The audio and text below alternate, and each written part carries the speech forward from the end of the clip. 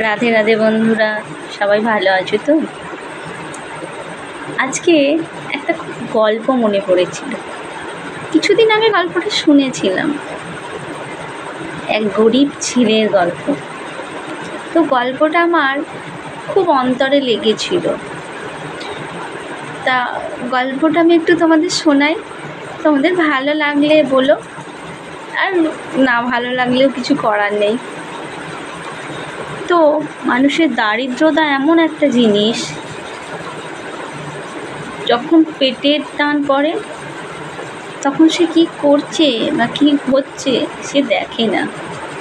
তার প্রয়োজন হলো উপার্জন করা, আর সেই ছেলের লক্ষ্য ছিল তার মা বাবারকে ভালো রাখা, তারা দুবেলা খেয়ে পড়ে ভালোভাবে বেঁচে থাকার একটা তাগিদ। তো একটা ছেলে আর তার মা বাবা ছিল।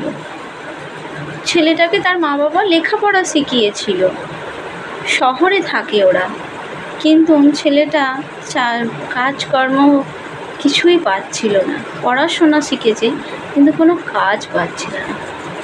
সে ঘুরে ঘুরে একটা কলকাতার চিড়িয়াখানায় কাজ পেল, পশুদের দেখাশোনা করার। তা যাই হোক, সে পশুদের দেখাশোনা করার যে কাজটা পেল, কিছু মাইনে পেত, তাতে ওদের মোটামুটি চলে যেত।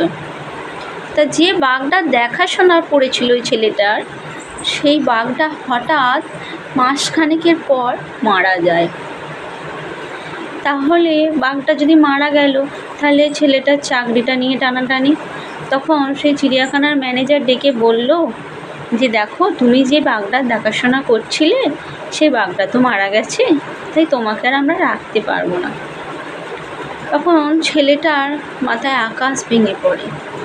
তার সর্বপ্রথম চিন্তা পড়ে তার মা বাবার মুখের দিকটা তাকানোর কথা, কারণ তার মা বাবা আর খাটতে পারে না, আর ওই ছেলেই ছিল তাদের একমাত্র ভরসা। সে যদি পরিশ্রম করে টাকা না নিয়ে যেতে পারে বাড়িতে, তবে ওদের হাঁড়ি চড়বে না। তো ছেলেটা খুব ম্যানেজারের কাছে কাকুতি মিনতি করলো। তখন ম্যানেজার বলল, ঠিক আছে, আমি তোমাকে কাজে রাখতে পারি, তবে তোমাকে বাঘ সেজে ওই খাঁচার মধ্যে থাকতে হবে। পারবে তুমি? তোমার মাইনেও কিছুটা বাড়িয়ে দেব। ছেলেটা ভেবে দেখলো, হায় রে ঈশ্বর, আর কি করব, কিন্তু পেটের জ্বালা যে বড় জ্বালা, তাই কোনো কাজই ছোট নয়।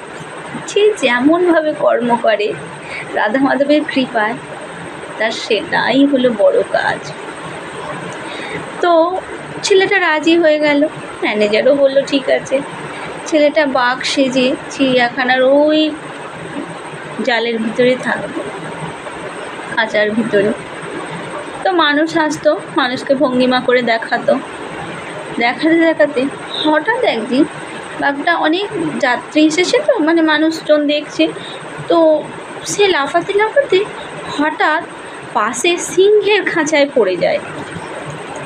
তো সিংহের খাঁচায় যখন পড়ে গেছে, ছেলে তো ভাবছে, যা, আমি এমন লাফালাম, সিংহের গুহায় মানে খাঁচাতে পড়ে গেলাম, আমি তো আর বাঁচবো না।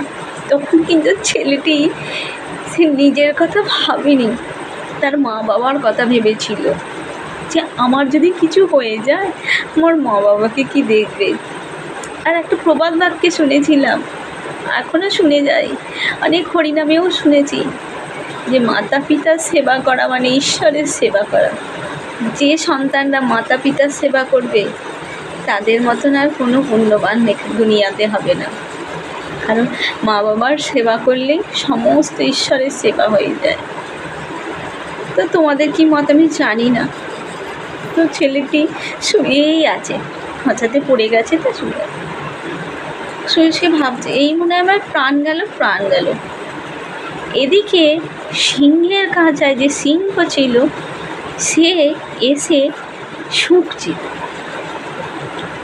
আর এদিকে এই যে ছেলেটি বাঘ সেজেছিল, খাঁচায় পড়ে গেছিল, সে তো ভয়ে কাঁপছে, জোরে জোরে নিঃশ্বাস পড়ছে। তা সিংহ এসে কানে কানে বলছে, ওরে উঠে পড়, ভয় পেতে হবে না, আমিও যে মানুষ, আমি সিংহ নই, তোর প্রাণ আমি নেব না। তুইও যে দারিদ্রতা এসে এখানে সেজেছিস বাঘ, আমিও সেজেছি সিংহ। তো দুজনে তখন ওই খাঁচায় বসে বলছে, হায় রে কপাল, মানুষের ভাগ্য কোথায় যায়। তুই নয়, আমি নয়, সেই সিংহটা বেশি শিক্ষিত নয়, সে মধ্যবিত্ত ঘরে, সে কর্ম করতে হয়, করছি। কিন্তু যে ছেলেটা ছিল, ইয়াং ছেলেটা, সে তো অনেক লেখাপড়া শিখেছিল, তাহলে তার কেন একটা চাকরি হলো না?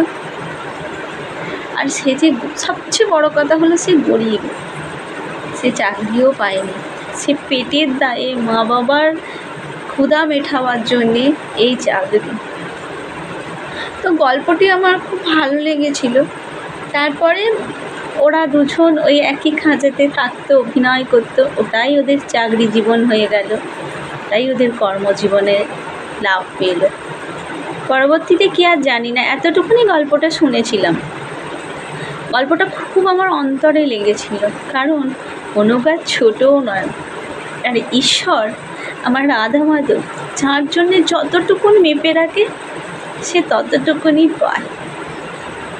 কিছু মানুষ আছে সমালোচনা করে, কিন্তু এটা তো মানুষের নিয়ম। সে যদি আমার সমালোচনা না করে, আমি তো উঠে দাঁড়াতে পারবো না। তো আমি কাউকে কটাক্ষ করতে চাইছি না, কাউকে খারাপ কথাও বলতে চাইছি না, শুধু জীবনের ইতিহাসটা দেখছি যে মানুষ কিছু গল্প হলো, এটা সত্য কিনা জানি না, কিন্তু একটা গল্প আমিও শুনেছিলাম, তাই সেই গল্পটা তোমাদের কাছে শেয়ার করলাম। তোমাদের কেমন লেগেছে একটু বলো। যে সে যেমনই করো, যার যেমনই কর্ম হোক, সেটা তার কাছেই প্রিয়, তারই ভালো। কারণ সবাই তো শিক্ষিত হতে পারে না, আর সবাই চাকরিও পেতে পারে না। অনেক দুনিয়ায় কর্ম আছে যেগুলো মানুষ করে খায়, নিজের পেট চালায়। তো যেন আমি ঈশ্বরের কাছে এতটুকুনি কৃপা প্রার্থনা করব সবার জন্য, যে যেমন আছে কর্ম করো, ভগবানের নাম করো। কারণ ভগবানের নাম করতে করতে যদি তুমি কর্ম করতে পারো, তোমার জীবন ধন্য হয়ে যাবে। যদি আমার কথার কোনো ভুল ত্রুটি থাকে, কিছু মনে করো না, কারণ এই জীবন হলো এমন, এই প্রাণ ভোমরা যদি বেরিয়ে যায় আর ফিরে পাওয়া যায় না। আর আমরা যে বসে আছি রাধা মাধবের কৃপায়, যে সুন্দর গঠনের শরীর পেয়েছি, এই শরীরের কিন্তু দাম থাকবে না যখন এই প্রাণ পাখিটা বেরিয়ে যাবে। ঘন্টা 5 গেলে দেহ পচতে শুরু করবে। তাই আমি এতটুকুনি জানি যে আমার রাধা মাধবের কৃপায় সবাই ভালো থেকো, সুস্থ থেকো, কর্ম করো, ভগবানের নাম করে চলো। ভগবানের নামের মধ্যে যে শান্তি আছে, সে আর কোথাও নেই।